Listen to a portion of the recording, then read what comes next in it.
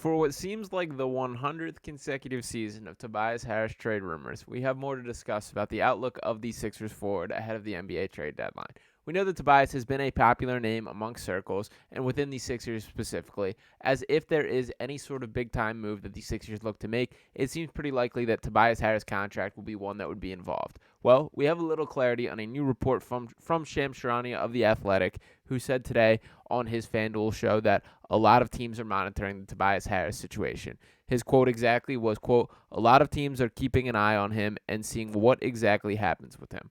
So Tobias is an interesting player and very interesting in the context of this entire conversation. And before I get any further in the Tobias Harris discussion, I've seen a lot of love for Bojan Bogdanovic of the Detroit Pistons as a potential trade target, and did want to bring this up here, a report that they have no interest in trading Bogdanovic whatsoever. And the quote from the report saying that I've heard and continue to hear that there is no plans to trade Bogdanovic unless Detroit gets an offer it can't refuse. Now, the Detroit Pistons have no clue what they're doing as a basketball franchise, and honestly, it's become quite entertaining to watch from afar. They most recently lost their 28th consecutive game against the Celtics, despite being up 20 points at halftime, and who knows what their outlook is from here. I will say that Cade Cunningham is the real deal and looks very good growing into a star, but it doesn't make sense not to flip Bogdanovic for really anything at this point. That's something to better your team for the future, because he's not going to be a guy that make or breaks that roster, but I do get the argument of keeping veterans around. But anyway, this could be one potential target to take off the Tobias Harris kind of monitor. But I just want to talk about the context and the decision-making of Tobias Harris as a whole. So we'll start off with Tobias Harris has been one of the stabilizing forces in this Sixers franchise. He's now in his 6th season with the Sixers. And for all the criticism that he gets, it's pretty much all tied to the dollar signs connected to his name. To dive in that specifically, Tobias Harris' contract signed a 5-year, $180 million contract right before the 2019-20 season, this being right after they traded him in midway through the 2018-19 season when he was with the Clippers at that point. Tobias now in the final year in which he's making $39.27 million, and also would like to note that there is a 5% trade kicker in the event that Harris is flipped in a deal. That comes out to about $2 million, a little less than $2 million, so he'll be bumped into the 40s for this one.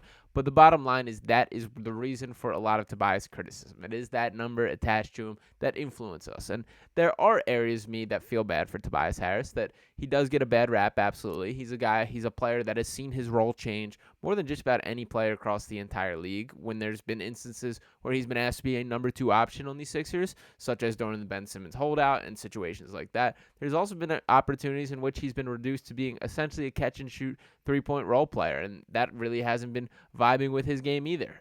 But the frustrating part about Tobias Harris is he's such an is what it is guy, that you know what you're going to get from him, and what you're going to get from him, frankly, just isn't quite enough for what the Sixers team needs. That there's no doubt he's a better basketball player than a lot of these players that I'm going to kind of bring him up in conversation. But when we talk about fit and building out a roster, Tobias Harris is just straight up not what this Sixers team needs. That when you're building a successful NBA team, you have your 2 stars, that being Joel Embiid and Tyrese Maxey very clearly, and then you find players that complement them, link them, and bring out the best of them.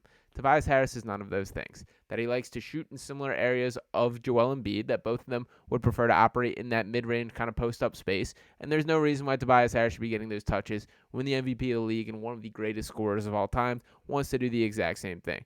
He's not a quick decision maker. He's not a willing catch and shooter. And to kind of talk about his specific numbers here, let's take a look at these stats on the year. So a little bit of a pushback and increase from last season across the board. That playing 32.9 minutes per game last year, that is up to 34.1 minutes per game. Along with that, his scoring went from 14.7 points to 17.1 points per game. His rebounding up to 6.1 per game, 2.9 assists. And when you look at the percentages, 37% from 3, but what concerns me most is seeing that number drop from 4.4 3-point attempts to 3.3 3-point attempts this season, and especially considering that this was a guy taking 5 3-point attempts back during the 2018-19 season and the 19-20 season. That was during the Al Horford era, during the Jimmy Butler era, that was a time where Tobias was much more willing off the catch and shoot. That 3.3 attempts per game, I frankly just don't think is good enough. That I think there's a real argument to be made that a worse overall basketball player who's a more willing shooter and more effective shooter than Tobias Harris just straight up makes more sense for this Sixers team. And to look at the roster as a whole and what this current team has, I think that for so often this Sixers roster has been starved of this 3-and-D kind of depth. That's been an area which they have failed to get adequate players that check that box and fit that category. Now that they have begun to do that with players like Kelly Oubre, Robert Covington, Marcus Morris, Nicholas Batum, it's becoming clear that Tobias Harris is just straight up not that special in the context of those comparisons. Now, Tobias deserves credit for being one of the more durable players across the NBA. He does show up every night. He does bring it. He does try. This isn't a lack of effort thing by any means, but there's just limitations in his game that are frankly never going to go away. That he's never going to be a more elite defender than he is at this moment. And while he commits on that side of the ball and tries in a way, he just can't quite hang with some of these players in a way that some defensive gloves can, in a way that the Sixers would benefit from a player with that skill set. A player like Robert Covington, who just has hands everywhere, that you feel his presence defensively every second he's on the floor with that 7'2" wingspan. And then you think about a player like Nicholas Batum, who just makes the game so simple, makes smart decisions, is quick with his decision making. His entry passes to Joel Embiid are phenomenal and create easy offense for the Sixers team, and has such a willing and quick release on the three-point numbers. That is a player that fits directly in between the Tyrese Maxey and Joel Embiid. Tobias Harris, not so much. Now, the argument to be holding on to Tobias Harris, it all comes back to the dollar signs. That finally, the end is in sight for this contract. That for so long, we have talked about what an ugly contract this is. Is this the worst contract in the NBA? All those conversations have been had for years with Tobias Harris, with the ending finally in sight. That the Sixers could be looking at that as, we just want to get it off the books. That it's more valuable for them to see it out for the remainder of the season and get those $40 million off the salary cap, and then begin to look from there. Now, we've talked so much this season about this salary cap plan, that Daryl Morey has been quite open about wanting to put this roster in the position where they have the MVP caliber player in Joel Embiid, a rising star in Tyrese Maxey, and just blank cap space to attack whoever they see fit.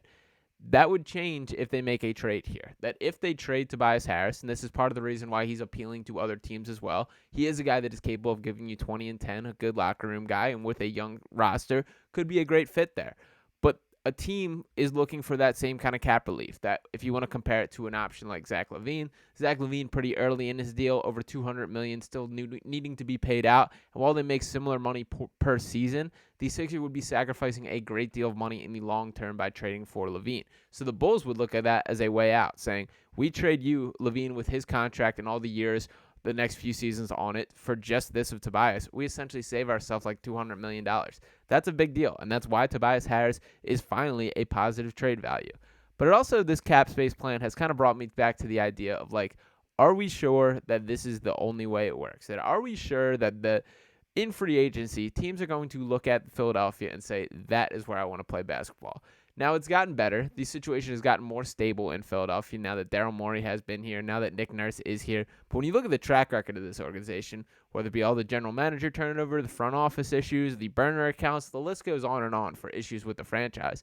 And when you look at the track record of signing free agents, in reality, the biggest free agent in recent memory that the Sixers have signed is Al Horford, and he hated it here.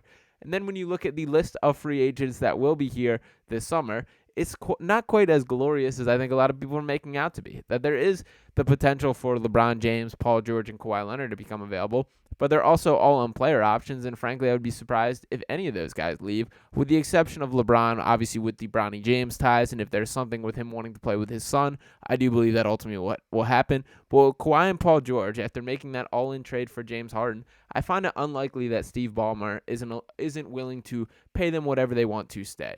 Then look at beyond that, Klay Thompson has struggled this year and is looking old. He's looking his age and past his prime. And then there's Tobias Harris and James Harden as the next two up on that list, and we've seen how both those stories go. Even guys like Pascal Siakam, you can kind of have your feelings about. Drew Holiday, Gordon Hayward, Kyle Lowry, DeMar DeRozan. These are fine players. These aren't guys that I'm saying are bad, but are these the missing piece to take the Sixers to the true championship contenders and make them favorites and title favorites to win a championship? I don't know if I feel that way about any one of these guys, that I'm not ready to plant my flag on that. So if the game plan is to wait for those names, to wait for this, I guess, rainbow at the end of the road, which is the free agent class, I just don't know if that pot of gold is up to what the mindset that we have of it is. That isn't the cure-all to me. And I also am a big believer in making a trade and getting a player under contract that you know you have is much more valuable than the hope that one comes. That I would rather one be set in stone than be hoping for something to fall in place. Now, look, I'm not going to sit up here and say that Tobias Harris has to be traded. That the Sixers could be doing worse at this point in time. He's overall a fine basketball player, a great locker room guy, and a guy who's stuck through it all. That if he's that well liked within the team and that he is a leader on the team, a guy that people respect, I understand the logic behind not shaking it up enough. But from a basketball perspective, I see no reason why the Sixers could not improve by trading Tobias Harris, by giving more opportunity to Kelly Oubre, giving more opportunity to Nicholas Batum, giving more opportunity to Robert Covington, Marcus Morris, or potentially getting an upgrade over any of those guys. If you can find an OG Anunoby or a Pascal Siakam or something along those lines in a deal, it should make sense from the Sixers. So I know it's not an easy decision to swallow. But what has changed for my outlook this season, as the Sixers are off to their best start since the 2000-2001 season, is we should not just be banking on this cap space plan. The Sixers are good enough to contend right now. You don't know how many years of this version of Joel Embiid we will get. It should be owed by Daryl Morey to Joel Embiid to give him every fighting chance to win a championship every single year he's playing at this level. He's the best player in the NBA and can win a game on his own on an any night basis. Surround him with the talent it takes to get them through a playoff run. It will be up to Joel to deliver then. But if the cost of that is trading Tobias Harris, it should not stop the Sixers. So hopefully those teams are still paying attention. Hopefully Daryl Morey finds a way to make things worth. But I do think that this is a storyline we will continue to monitor as the trade deadline approaches.